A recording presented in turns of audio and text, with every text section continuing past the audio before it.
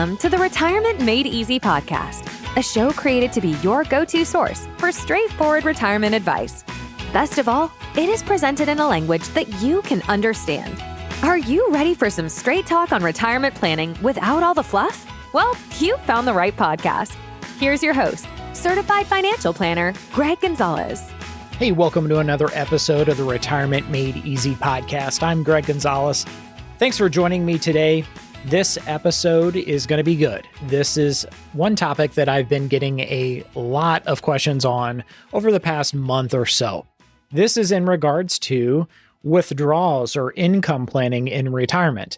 And quite simply, where does your income or your money come from in retirement? Maybe it's Social Security, maybe it's pension income. And then a lot of times people will have part-time income. And then lastly, they will have their investment income. So what we mean by that is you're taking draws out of your retirement nest egg, and maybe it's multiple accounts, maybe it's 401k or a Roth IRA, maybe it's a brokerage account. But as far as these different sources of retirement income, there's planning and there's a thought process that should go into, hey, when do I claim my Social Security benefit? What about my spouse? How do I claim it? Do we delay one, delay both, or take them right away? Pension. Well, do you take a lump sum pension if it's available to you? Do you do 100% joint and survivor, a 50% joint and survivor? There's options with a pension, and you've got to determine which choice is going to be best for you. Certainly with part-time income, you're able to control how much money you make. And then lastly, as far as your personal savings or investment income and taking draws out of these different accounts that you may have saved for retirement, you get to determine how much or how little you take, and also whether you withhold taxes or not. Are you taking it on a monthly basis, a quarterly basis, a semi-annual, or all at once in a lump sum?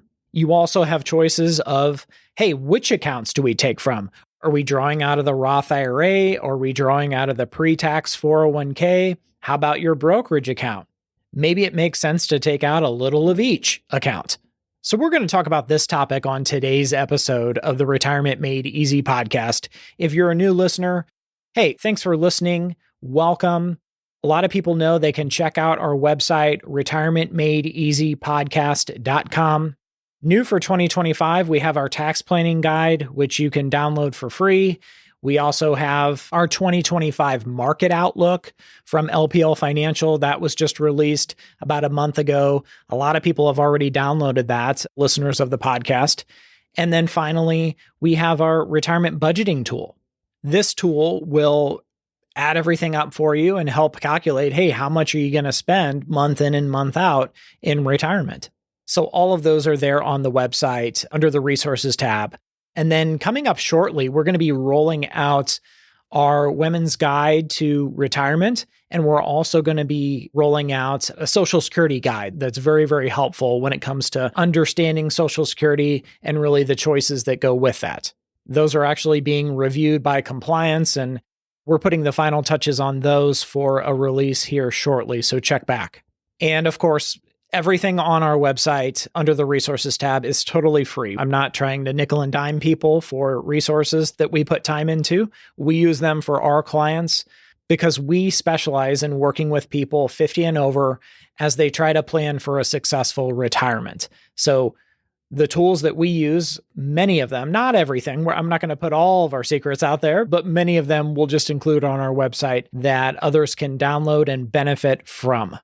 And then finally, if you're one of those people that is looking to talk to a retirement planner, we have a section on our website that says work with us, and you can fill out a form.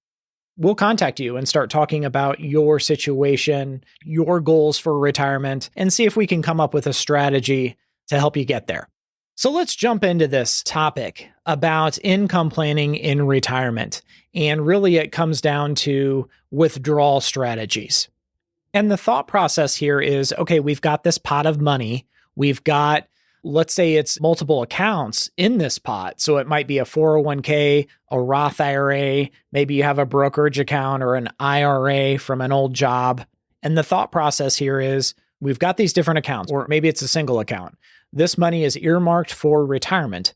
And the idea here is we're going to take an income, we're going to take withdrawals out of these retirement accounts, and hopefully the money continues to grow more than our withdrawals over time on average, so we don't ever run the risk of running out of money. Because obviously, if you're withdrawing more than the money is growing every year, then the bucket of money is shrinking.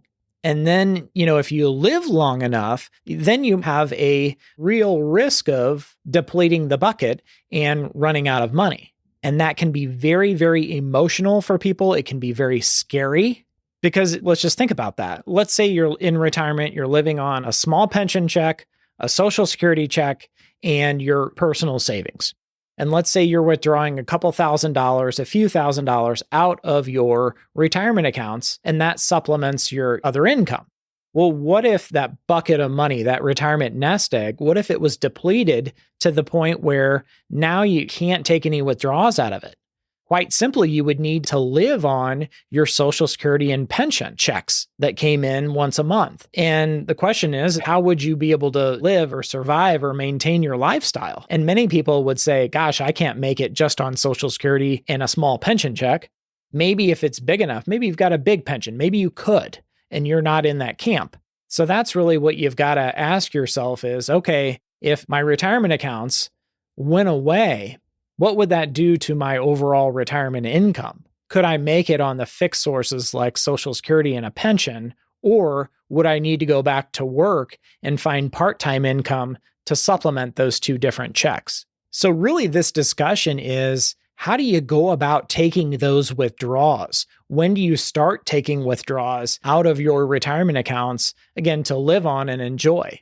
And of course, you want to do so in the most tax-efficient manner possible. I'll tell you one example. We met with a gentleman this past year in 2024, and the way he was taking withdrawals out of his different buckets, he had a Roth IRA, he had a brokerage account, he had 3 different 401ks, and he was just selling funds in his 401k, just taking lump sum amounts like, hey, I'm going to go on a trip here and I'm going to do this. And he was just spending all of the pre-tax dollars out of that 401k. And it was not a really well thought out strategy.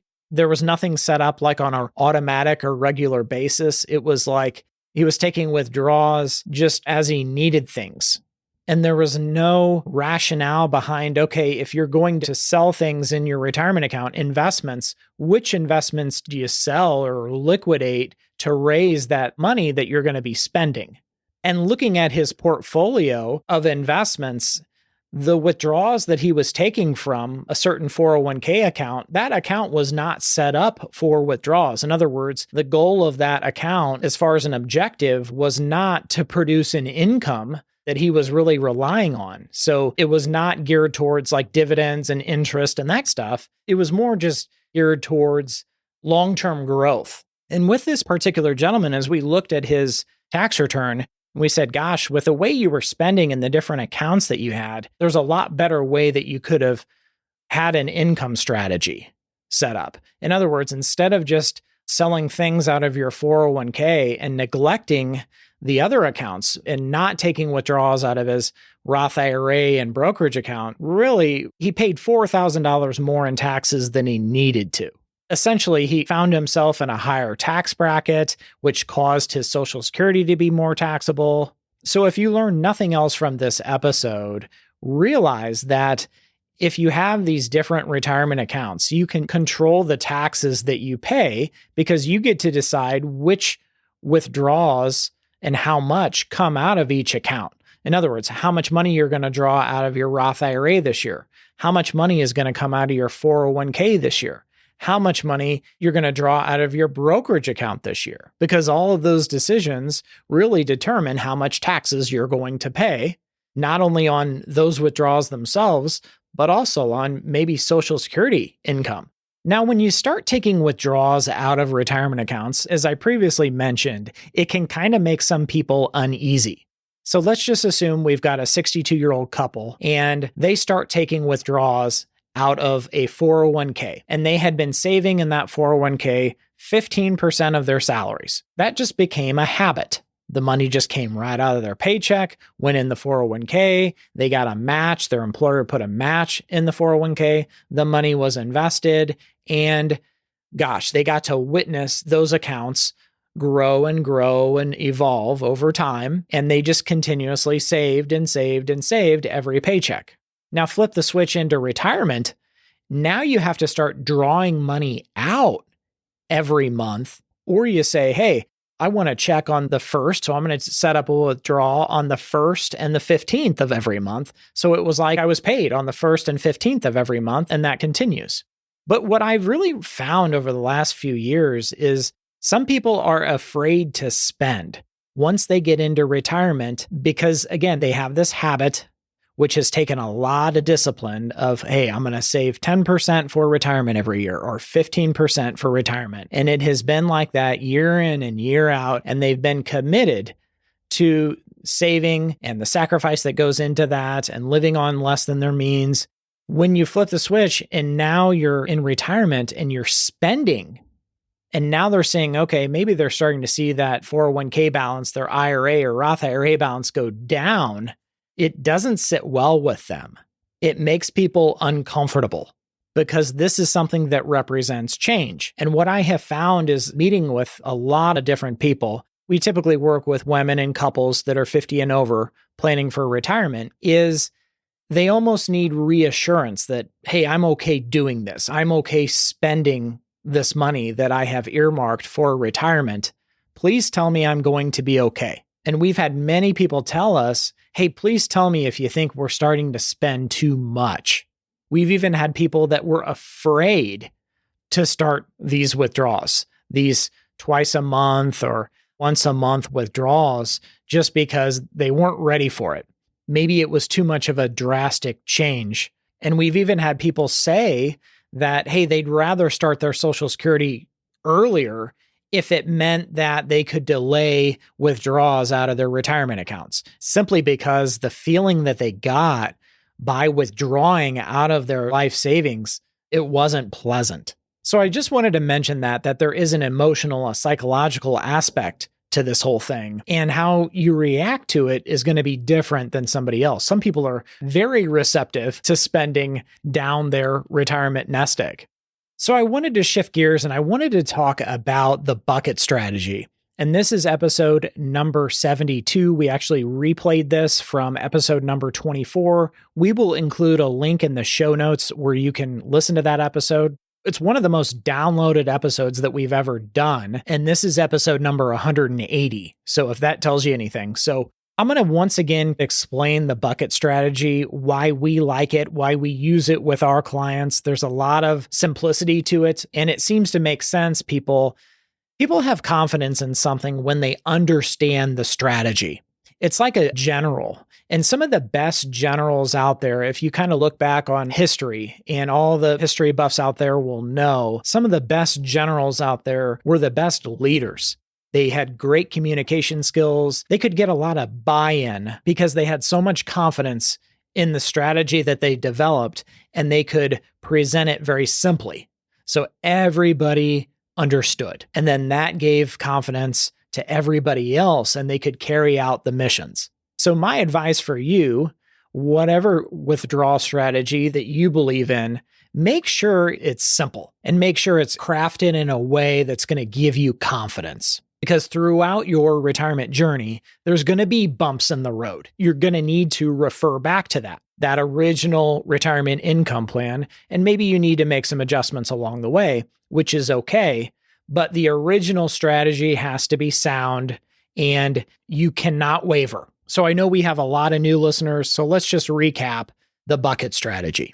3 buckets. Bucket number 1 is your emergency fund bucket, or some very short-term expense money. In other words, if someone tells me, hey, we got a wedding, my daughter's getting married in 6 months, well, guess what? That's not going to be your emergency fund. We're not going to spend your entire emergency fund. We are going to have funds that are set aside, that are earmarked for that wedding. And if it's $30,000, great. Those funds are carved off. So in 6 months, when that wedding bill comes, the money's there. Now, bucket number one is your emergency fund. We like to see this in, of course, something that's liquid. And what we mean by liquid is something that is accessible. You can get to it at any time. And the money is safe and protected. And most people have emergency funds, as you can imagine, at a credit union, at a bank. The money is protected. How much money you keep in your emergency fund is up to you and your situation. As a rule of thumb, 6 months to 12 months is what we go off of. Now, we have some clients that may have more than 6 to 12 months of living expenses, but generally speaking, that is a good amount to kind of shoot for. What could the money be used for? Well, if you needed a new set of tires, what if you needed a new HVAC system for your house, a new water heater? Just big expenses like that pop up. A lot of times it's going to be for vehicle maintenance or home maintenance. And the whole idea with bucket number one, which is your emergency fund, is we want to see it's the appropriate amount for you, whether that's 6 months, 12 months of living expenses or more, and that the money is accessible and safe. I have met people over the years that have their emergency fund in an inappropriate investment or place. Maybe it's in a very volatile stock. I've had people tell me, oh, the cash value of my life insurance policy is used for my emergency fund. That's not appropriate, in my opinion. So really, the emergency fund, the purpose of it is not to have a great return. Again, this is only 6 to 12 months, maybe a little bit more of living expenses. The purpose is to be there in case of emergencies if you need it. If you can make a little interest on it, high yield checking, high yield savings, or money market, great. That's just a bonus, in my opinion. And bucket number two is, okay, this is your income bucket. So if we're taking a withdrawal out of this bucket, the purpose of the bucket is to provide income, dividends, interest, because we're going to be relying on bucket number two for income. And let's say we're going to take monthly draws out of this to supplement your Social Security income. Great. So this income, it needs to be reliable and consistent. Now, then the question comes, okay, I've got these different accounts. What accounts do I put in bucket number two to draw that income off of? And then the next question that follows up with that is to say, hey, what investments do I put in those different accounts to provide that income, the dividends, the interest, the income that I'm going to be withdrawing? I need those investments to be geared to really produce that income. What investments should I really pick? So first off, let's start with the different types of accounts. As you come up with your own retirement income strategy, you have to decide, okay, in bucket number two, which is the income bucket, am I going to be drawing off of my pre-tax 401k or traditional IRAs? Or am I going to have Roth IRAs that I can draw off of tax-free in retirement? Are they going to be a part of bucket number two? Or am I going to have a brokerage account in bucket number two that I can also take withdrawals off of, and some of that money will likely be taxable, and maybe none of it would be taxable depending on your tax situation and how the money's invested. So really the decision here is, okay, which accounts, again, go in bucket number two? Am I going to put my 401k? And it doesn't have to be an all or nothing. It might be, okay, I'm going to put part of my 401k in bucket number two, which is my income bucket, and I'm going to start monthly or maybe semi-monthly withdrawals. How much of your Roth IRA, how much of your brokerage account would go in bucket number two? That's really going to be dependent on, number one, your situation, but also how much income you need. Another way of saying that is the more income that you need on a monthly basis, the more of your nest egg we're going to need to allocate towards bucket number two to produce that income. If you need very, very little income to supplement your Social Security, then maybe you don't have to put that much in bucket number two to draw an income off of. Maybe the rest of it can go into bucket number three, which is our growth bucket, and we'll get into that in a minute. But before I jump to bucket number three, which is our growth bucket, a lot of people just want a quick fix. I've had so many people email me or call me and say, hey, just tell me real quick, if you were me, what would you put in bucket number two if I'm going to need an income? Just tell me exactly what I need to put as far as investments in those different accounts. What do I need to buy? What investments?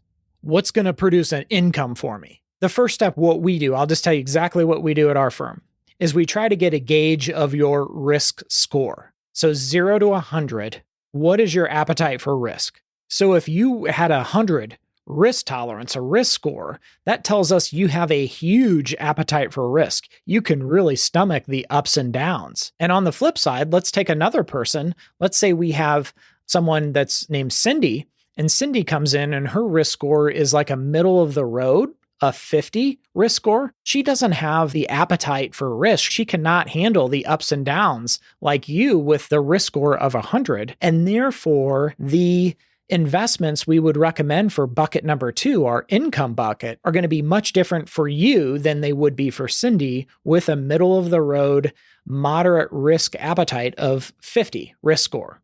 And I hope that makes sense. I think a cookie cutter approach of saying, okay, if you're 65 and retired, you should be invested like this, that is dangerous.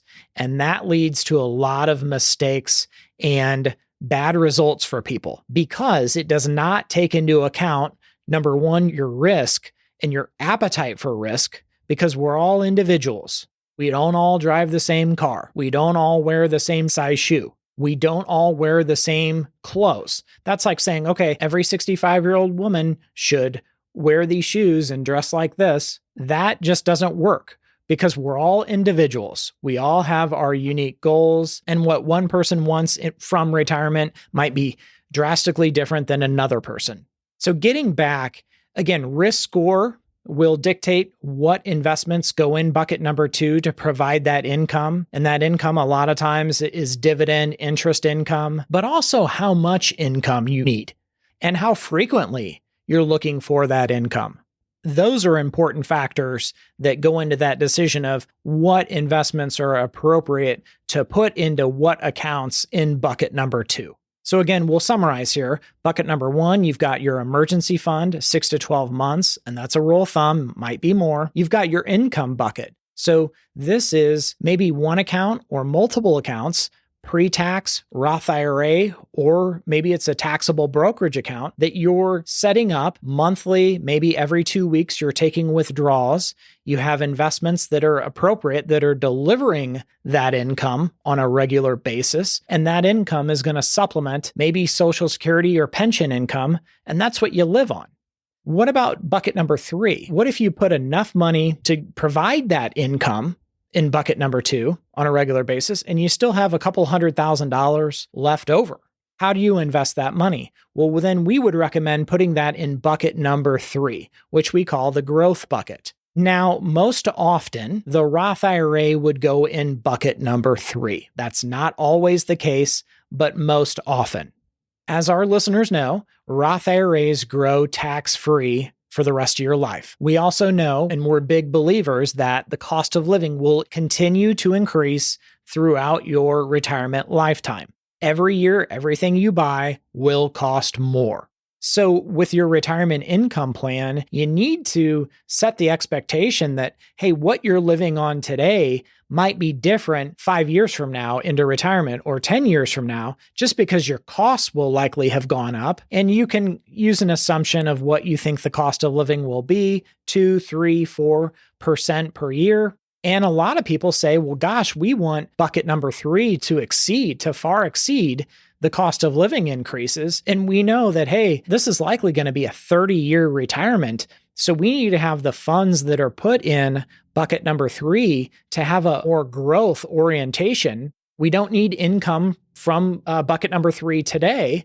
So bucket number 3 has a different job.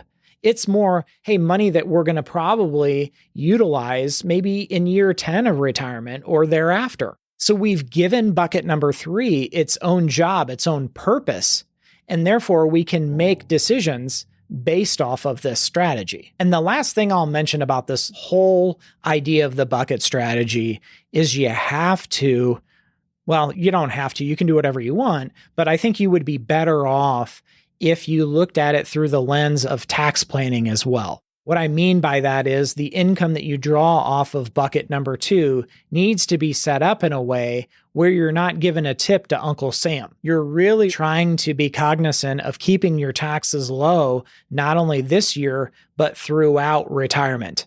And I think one of the things that's on a lot of people's minds is, okay, I've got this nest egg, which may be one retirement account, maybe just a 401k. It may be a collection of different investment accounts or retirement accounts.